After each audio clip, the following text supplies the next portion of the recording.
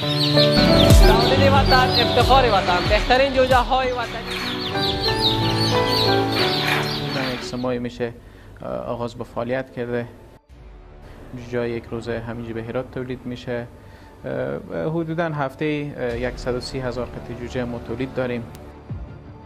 همینجا به هرات و بازار هرات و ولایت های همجوار همچون نیمروز، فراه هم جوجه ما میدیم.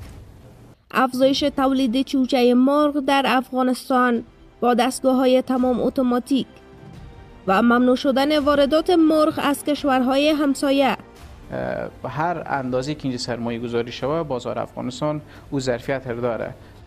به تمام ولایت شرکت های جوجه کشی فعال شوه، استاک های مادری فعال شوه، او ظرفیت داره که ما در افغانستان جوجه ما به فروش بره و روز به روز به خود کفایی بیم که دیگه نیاز به همسایه و کشورهای بیرونی نداشته باشیم.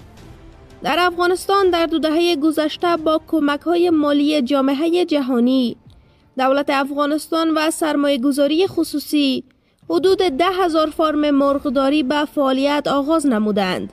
علاوه بر این، شرایط جغرافیایی، ظرفیت نیروی انسانی و سایر فرصت‌های دیگر نشان می‌دهد که افغانستان مناسب‌ترین بستر برای رشد و توسعه سکتور مرغداری میباشد.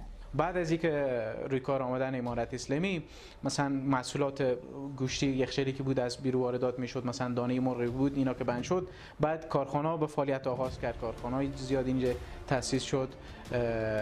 مرغای مثلا کشتارگاهایی که خوابیده بود دوباره به فعالیت شروع کرد. در حالی که نزدیک به 2 ماه از تصمیم وزارت زراعت، آبیاری و مالداری کشور مبنی بر منع واردات مرغ از کشورهای همسایه می‌گذرد، اکنون این وزارت میگوید که این اقدام تأثیر مفیدی بر مرغداری در کشور داشته و در حدود 80% از نیازمندی‌های گوشت مرغ از تولیدات داخلی تأمین می شود.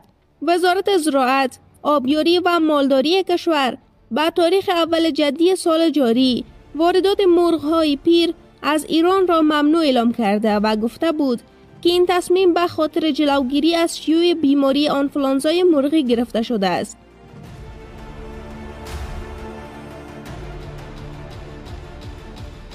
مسئولان این وزارت میگویند که ممنوعیت وارد کردن مرغ‌های پیر از کشورهای همسایه به ویژه ایران و پاکستان روی فارم‌های مرغداری، توسعه و انکشاف سکتور مرغداری تأثیر گذاشته و از 1.5 ماه به این طرف 46 فارم مرغداری غیر فعال فعالیتش را از سر گرفته که ظرفیت تولید 196,000 مرغ را در یک دوره دارد.